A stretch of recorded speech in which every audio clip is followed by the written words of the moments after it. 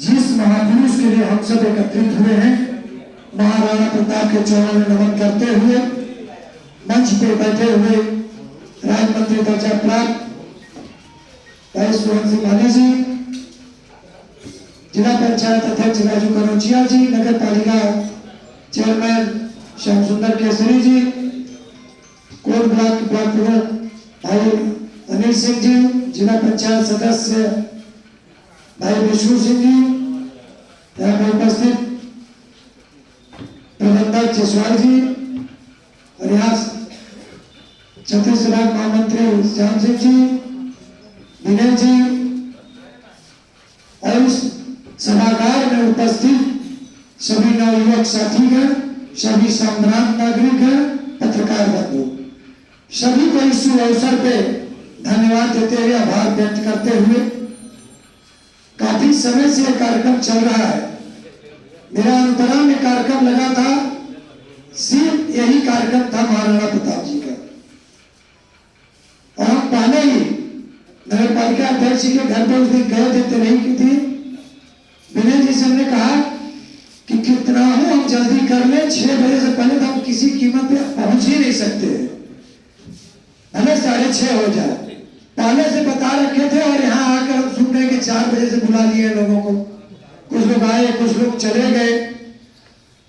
और ये कार्यक्रम जयंती समारोह जो होता है, हर साल हम लोग मनाते हैं, सवाल जयंती मनाने इस महापुरुष की जयंती का नहीं, सिर्फ तमाम वक्तागण बताए किस प्रकार से जयंती को मनाते हैं, क्यों मनाते हैं, कारण क्या, महाराणा प्रताप का योगदान क्या रहा, उनकी योग्यता क्या रहा, उनका गुण क्या रहा, सारे विषयों को उनके स्वर गाथा हम सब गाते हैं।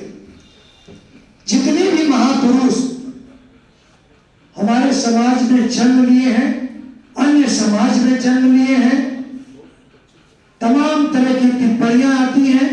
हर महापुरुषों के बारे में जिसको चर्चित होने का मन में जिज्ञासा उत्पन्न होती है, निकम्मे टाइप के भी लोग जो होते हैं वो अवाज बहुत बात में बोलना शुरू कर देते हैं।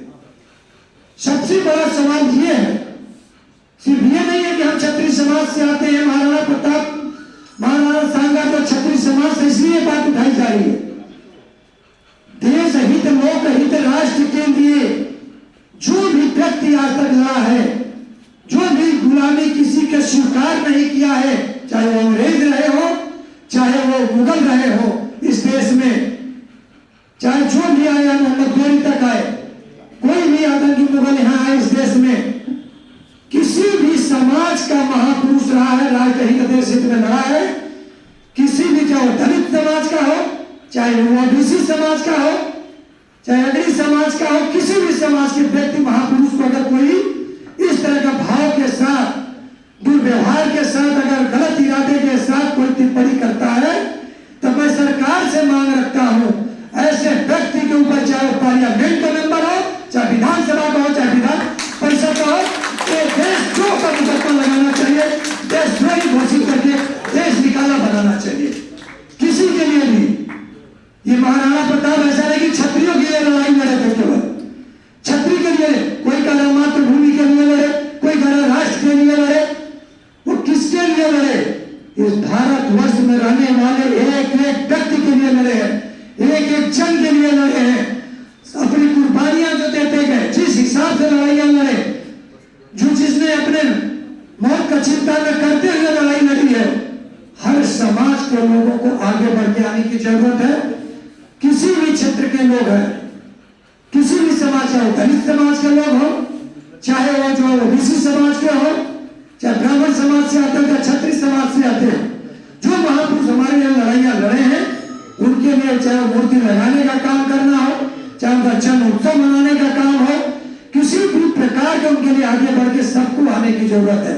महाराणा प्रताप तो तमाम जैसे भी आदिवासियों को लेकर लड़ाई लड़े, इस वनवासियों को लेकर लड़े हैं, भगवान राम ने वनवासियों को लेकर लड़ाई लड़े हैं, इस प्रकार की लड़ाई लड़े हैं। अगर हर समाज को लेकर चले हैं, कभी किसी भी समाज के साथ क्षत्रिय समाज दुर्व्यवहार नहीं किया है, और जिसने अगर किया है तो उसका दुर्व्यवहार उसने स्वयं भोगा है। अगर एक ने कोई ऐसा निकृष्ट कार्य कर दिया तो पिक्चर बन गया उसके नाम पे, और जो अच्छे से अच्छे काम किए उसकी कहीं गिनती ही नहीं होती है। इस भाव इस सोच से दुर्भावना निकालना होगा लोगों के मन से। सबको ये विचार करने की जरूरत है कि जो महापुरुष से लड़ाइयां लड़े हैं सबके लिए लड़े हैं, हर समाज के लिए लड़े हैं, और उनके हाथ में भाला तलवार आया तो सबके लिए लड़े। अब ये सोच लीजिए, चेतक का नाम तो प्राइमरी में पढ़ाया जाता था, सब जान जाता था कि महाराणा प्रताप का घोड़ा का नाम चेतक था। चेतक के बारे में, उसकी वफादारी के बारे में सभी लोगों को पता है। मर्यादा पुरुषोत्तम भगवान श्री राम का जिक्र अगर कहीं होता है, तो चारों भाइयों का अगर जिक्र होता है तो उस जिक्र में एक चीज जरूर आता है, उन चारों भाइयों का में होड़ लगी थी कि सबसे अधिक भाइयों में त्याग कौन करेगा, सबसे अधिक त्याग कौन कर सकता है। प्रभु राम अगर वनवास जाते हैं, एक भाई लक्ष्मण उनके शिरों में चला जाता है। राजपाट मिलने के बाद भरत चोर भरत की चरित्र तो राम कथा में सभी लोगों ने गाथा रूप में गाते हैं कि भरत जी का चरित्र क्या है। भरत जी नंदी गांव में जाके 8 फीट में ढाक खोद के रहते हैं। तीसरा भाई का यह चरित्र है। चौथा भाई शत्रुघ्न को कोई बोलना ही छोड़ देता है। चौथा भाई, एक समय की बात थी, छत पे ऐसी टहल रही थी शत्रुघ्न की पत्नी माता कौशल्या को पता चलता है ऊपर कौन टहल रहा है। माता कौशल्या को भेजती है, ऊपर से जाता है सेवक, आता है तो बताते, आती है उनके पास में, माँ को प्रणाम करके खड़ी हो जाती, कहती सूती थी रात को क्यों टहल रही हो, तो बताती माँ मैं ऐसे ही मन नहीं लगा था, शत्रुघ्न नहीं है क्या कक्ष में। कल शत्रुघ्न को तो देखे मुझे 13 वर्ष बीत गए हैं, 13 वर्ष बीत गए हैं, शत्रुघ्न भी उस कक्ष में नहीं गए। पालकी निकालती है माँ, दौड़ाती है तो जाकर देखती नंदी गांव के बाहर जहाँ भरत जी रहते हैं, एक दरवाजे में पत्थर पड़ा था, उस पत्थर पर शत्रुघ्न हाथ की तकिया लगाकर लेटे हुए थे। उस समय जब माँ को देखते हुए माँ आप कैसे आ गई, मुझे बुला ली होती। अरे माँ क्यों आ चली आई, तब कहती ऐसे ऐसे। कहीं माँ ये बताओ मेरे ही दुर्भाग्य में क्या ये लिखा था।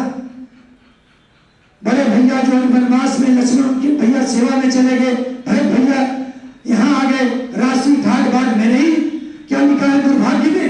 आज लोग कहेंगे मेरे भाग्य में लिखा है, वो भाई का रंग मेरे दुर्भाग्य में लिखा हुआ है। ये होड़ लगी थी त्याग की कि कौन भाइयों के लिए सबसे ज्यादा त्यागी पुरुष कौन हो सकता है, त्याग कौन कर सकता है।